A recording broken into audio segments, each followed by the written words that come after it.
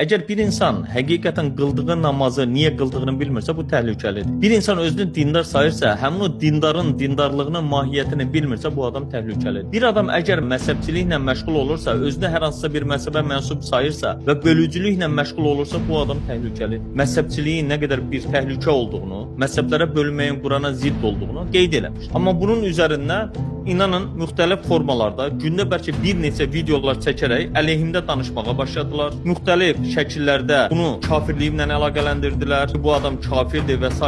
And we think that the biggest threat to Muslim world is sectorial division. And those who advocate for sectorial division do the most harmful thing to the Muslim world. We must be united. We are Muslims and for us this is number one. Biz bir olmalıyıq. Həqiqətən bunu illərdir deyirik. Ölkə başçısının dediyi bu məsələ yerində həqiqətən çox ciddi bir xəbərdarlıq əslində, bir siqnaldır. Çünki Allah Quran-Kərimdə nə deyir? Baxın, açıram 3-cü surə olan Ali İmran surəsinin və təsmu bihablillahi cəmiyan və la tafarraqu.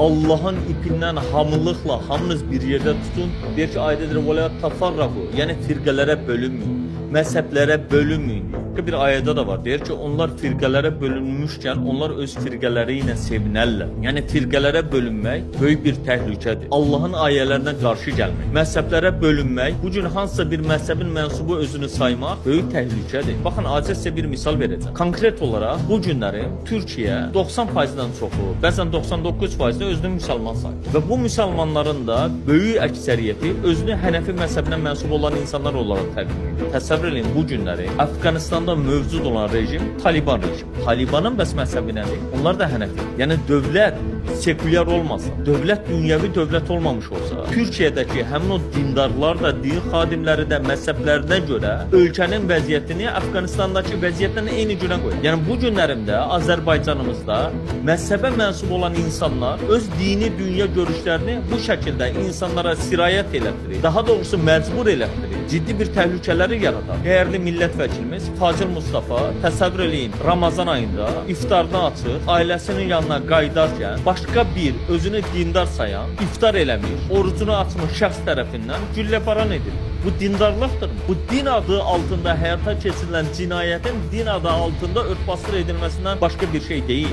Din bu deyil dostlar. Bu günlərin fikir verin, canlı yayınlar açırlar, suallara cavablar verirlər. Onlara baxdığınız zaman insanın dindən soymağı gəlir. Onlara baxdığınız zaman dinə girməyin əvəzinə dindən qaçmaq istəyir insan. Yəni bu insanlar dinlə deyil, din halına gətirdikləri öz məzhəblərini təbliğ eləməklə məşğuldur. Sadəcə insanları aldatmaq üçün bu periodlardan, imkanlardan, ifadələrdən istifadə edilir.